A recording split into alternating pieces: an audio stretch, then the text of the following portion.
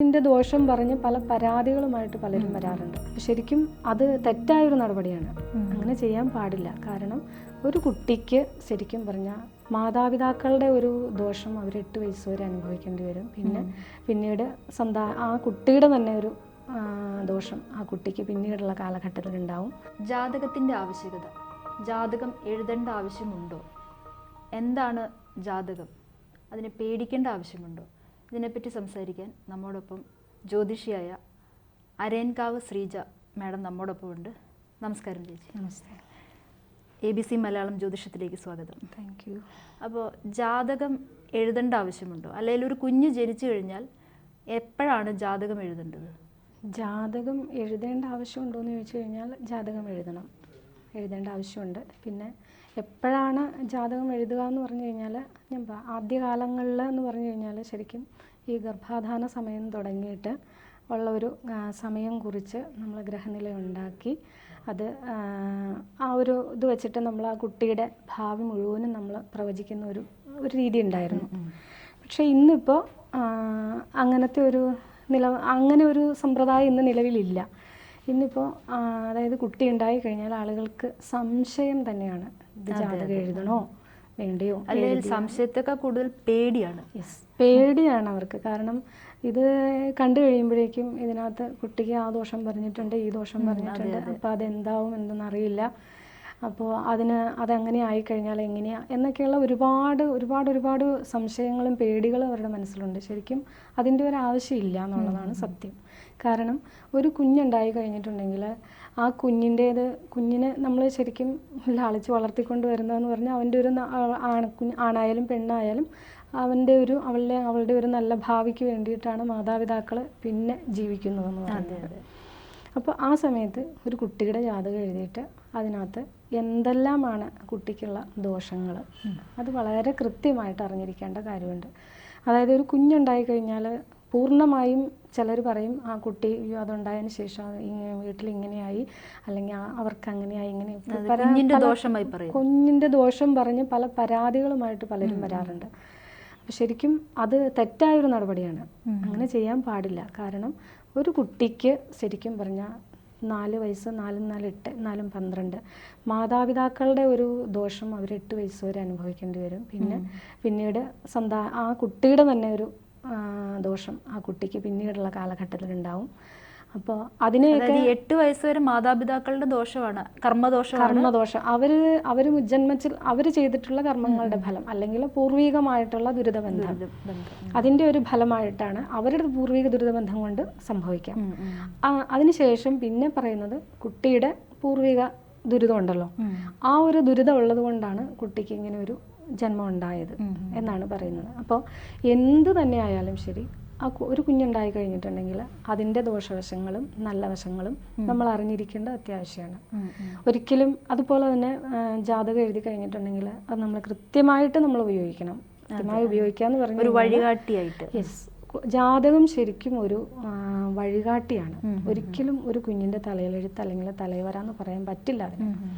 അതായത് നമ്മൾ ജാതകം എഴുതി കൊടുത്തിട്ടുണ്ടെങ്കിൽ, ഇപ്പോൾ ഒരു കുട്ടി ഉണ്ടായിട്ടുണ്ടെങ്കിൽ ഞാൻ പറഞ്ഞല്ലോ 12 വയസ്സ് വരെ ആയുർദോഷപരമായിട്ടുള്ള അരിഷ്ടതകൾ ആ കുഞ്ഞിനുണ്ടാവും. അതിൽ ഏറ്റവും കാഠിന്യമുള്ളൊരു സമയം എന്ന് പറയുന്നത് 3 വയസ്സ് വരെയാണ്. അപ്പോൾ ആ 3 വയസ്സ് വരെ കുഞ്ഞിൻ്റെ ഭാവിയിലേക്കുള്ള ശ്രേയസ്സിനും അഭിവൃദ്ധിക്കും വേണ്ടിയിട്ട് നമ്മൾ ശരിക്കും മൃത്യുഞ്ജയ മൂർത്തി എന്ന് പറയുന്നത് ശിവനാണ്. ശിവനെയാണ് നമ്മൾ സാധാരണ രീതിയിൽ ആശ്രയിക്കാറുള്ളത്. അപ്പോൾ ശിവന് പല പരിഹാരങ്ങളും നമ്മൾ ചെയ്യും ആ കുട്ടിക്ക് 3 വയസ്സാവുന്നത് വരെ. അത് നിർബന്ധമായും ചെയ്യണം എന്നുള്ളതാണ്. ഒരു കുഞ്ഞുണ്ടായി കഴിഞ്ഞാൽ 3 വയസ്സ് വരെയുള്ള പരിഹാരങ്ങൾ നിർബന്ധമായും ചെയ്യണം. അപ്പോൾ തന്നെ ആലോചിച്ചാൽ മനസ്സിലാവും ഒരു കുട്ടി ഉണ്ടായ ജാതകം എപ്പം കുറിക്കണം എന്നുള്ളത്. മനസ്സിലായില്ല? കാരണം എന്താണെന്ന് വെച്ച് കഴിഞ്ഞാൽ ഒരു കുഞ്ഞുണ്ടായി കഴിഞ്ഞാൽ ഉടനെ തന്നെ ആ കുട്ടിയുടെ ജനനവും ടൈമും ഡേറ്റും ഒക്കെ വെച്ചിട്ട് നമ്മളൊരു ജാതകം നിർമ്മിക്കേണ്ടത് അത്യാവശ്യം തന്നെയാണ്. അതെന്നാന്ന് വെച്ച് കഴിഞ്ഞാൽ ഇതേപോലുള്ള ദോഷവശങ്ങളുണ്ടാവും. അതിനെക്കുറിച്ച് നമ്മൾ മുൻകൂട്ടി നമുക്കൊരു അറിവെടുക്കാൻ വേണ്ടിയിട്ടാണ്. അത് കഴിഞ്ഞു 3 വയസ്സ് കഴിഞ്ഞു, കുട്ടി 3 വയസ്സിന് ശേഷം ഇന്നത്തെ കാലസ്ഥിതിയിലെ വിദ്യാഭ്യാസ വിഷയത്തിലേക്കൊക്കെ കടക്കും. അപ്പോൾ അവിടെയും ചില രീതിയിൽ ചില പ്രശ്നങ്ങളൊക്കെ വരും. പിന്നെ കുട്ടിയുടെ ഒരു സ്വഭാവത്തിലുള്ളതെന്ന് പറഞ്ഞു കഴിഞ്ഞിട്ടുണ്ടെങ്കിൽ അവൻ ചിലപ്പം മറ്റുള്ളവരോട് മോശമായ രീതിയിൽ സംസാരിച്ചെന്നിരിക്കാം. പിന്നെ ഓരോ ദശാകാലങ്ങളിലും ഓരോ രീതിക്കാണ്.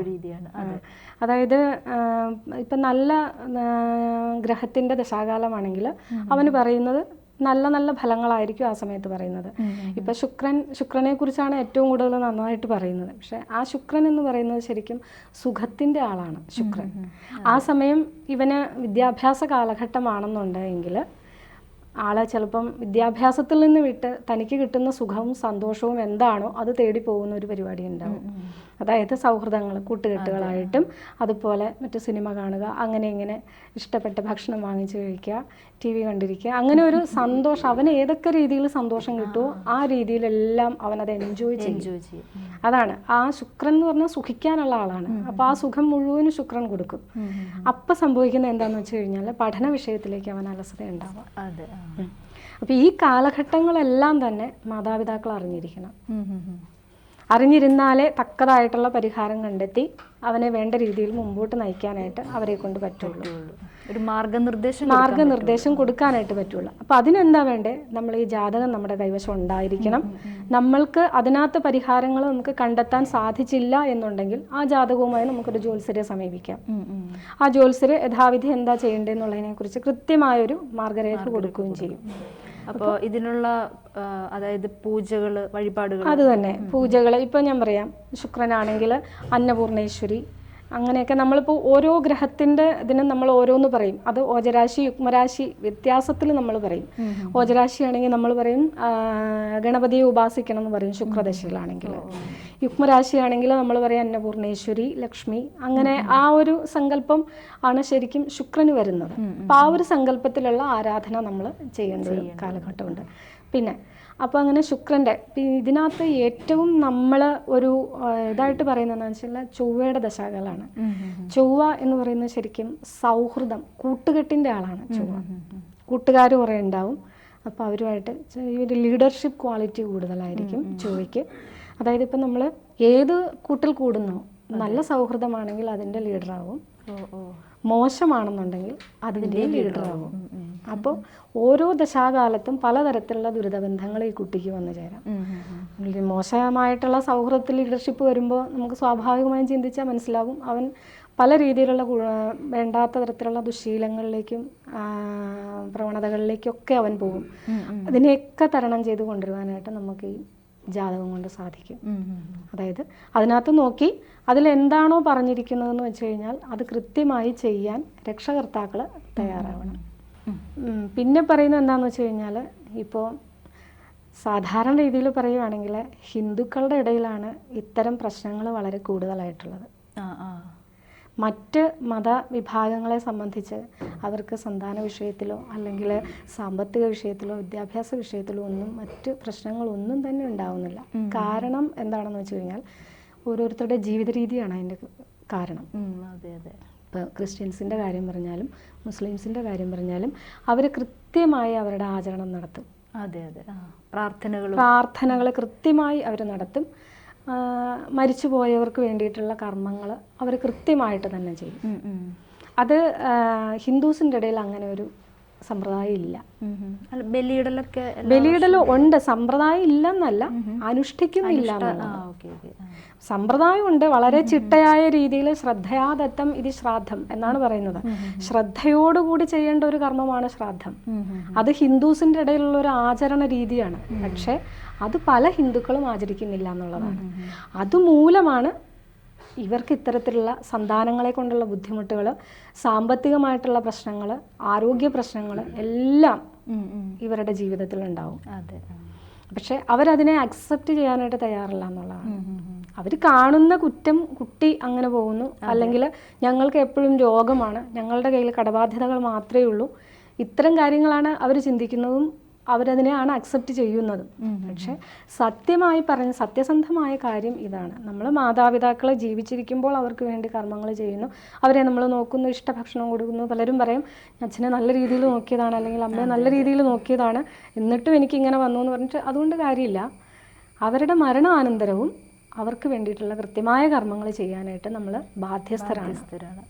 അത് നമ്മൾക്ക് എഴുന്നേറ്റ് നടക്കാൻ പറ്റുന്ന കാലഘട്ടം അത്രയും നമ്മളത് ചെയ്യണം എന്നുള്ളതാണ്.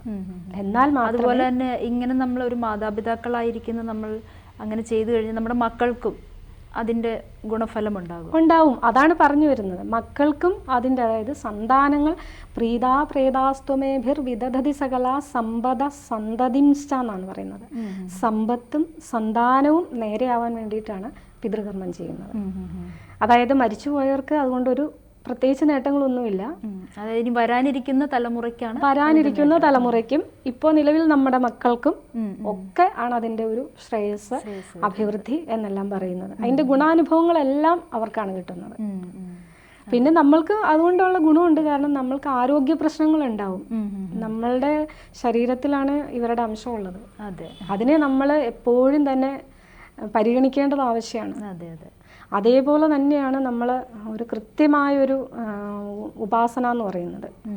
ക്രിസ്ത്യൻസ് കൃത്യമായി കുരിശു വരയ്ക്കും, ഞായറാഴ്ച ദിവസങ്ങളിൽ പള്ളിയിൽ പോകും, മരിച്ചുപോയവരുടെ കർമ്മം കൃത്യമായി ചെയ്യും. ഹിന്ദുസിനെ സംബന്ധിച്ചെന്ന് പറഞ്ഞു കഴിഞ്ഞാൽ വേണമെങ്കിൽ പോയാൽ മതി, നിർബന്ധമില്ല അവർക്ക്. അവരോട് നിർബന്ധമായിട്ട് പറഞ്ഞിട്ടില്ല നിങ്ങൾ ഇങ്ങനെ പോകണം, പോയി വെക്കൂ എന്ന്. അതേപോലെ തന്നെ ആദ്യകാലം തൊട്ട് തന്നെ അതങ്ങനെ പഠനങ്ങളൊന്നുമില്ലല്ലോ ഹിന്ദുക്കൾക്ക്. അങ്ങനെ ഒരു സമ്പ്രദായം ഇല്ല. നമ്മൾ ഏത് രീതിയിൽ പോകണം, മുമ്പോട്ടേക്ക് വേണമെങ്കിൽ പഠിക്കാം, അല്ലെങ്കിൽ വേണ്ട. അതായത് അവരുടെ മതഗ്രന്ഥങ്ങളെ കുറിച്ചൊന്നുമുള്ള അറിവ് ഒരു ഹിന്ദുവിനും കിട്ടും, ഒരു ഹിന്ദു കുട്ടിക്കും കിട്ടുന്നില്ല എന്നുള്ളതാണ്. അത് ആദ്യകാലം തൊട്ടേ അങ്ങനെ അനുവർത്തിച്ചു പോവുകയായിരുന്നെങ്കിൽ ഹിന്ദുക്കളും രക്ഷപ്പെടുമായിരുന്നു. അപ്പോൾ ഇതൊക്കെ തന്നെ, ഈ എല്ലാ അനുഷ്ഠാനങ്ങളും സന്താനത്തിൻ്റെ എല്ലാ വളർച്ചയെയും ബാധിക്കുന്ന കാര്യമാണ്. അവൻ നല്ല രീതിയിൽ വളർന്നു വരണം, സാമ്പത്തികമായിട്ട് അവൻ, അല്ലെങ്കിൽ അവൻ ജോലിയിൽ അവൻ വിജയിക്കണം, ഉന്നത വിദ്യാഭ്യാസം ലഭിക്കണം, നല്ല രീതിയിലുള്ള വിവാഹബന്ധം അവനുണ്ടാവണം, സന്താന ഭാഗ്യം ഉണ്ടാവണം. ഇങ്ങനെയൊക്കെ വേണമെങ്കിൽ മക്കൾക്ക് വേണ്ടി മാതാപിതാക്കൾ ചെയ്യേണ്ട ഒരു കർമ്മമാണ് ഇത്തരം കാര്യങ്ങൾ. അതായത് ഉപാസനകൾ വേണം, കൃത്യമായ ഉപാസന വേണം. അതേപോലെ തന്നെ മരിച്ചുപോയവർക്ക് വേണ്ടിയുള്ള കർമ്മങ്ങൾ കൃത്യമായി ചെയ്യണം. അത് അവർക്ക് പറ്റുന്ന കാലം അത്രയും ചെയ്യണം. ഇത്രയെല്ലാം ചെയ്തിട്ടും പല പ്രശ്നങ്ങളും ഉണ്ടാവുന്നവരുണ്ടാവാം.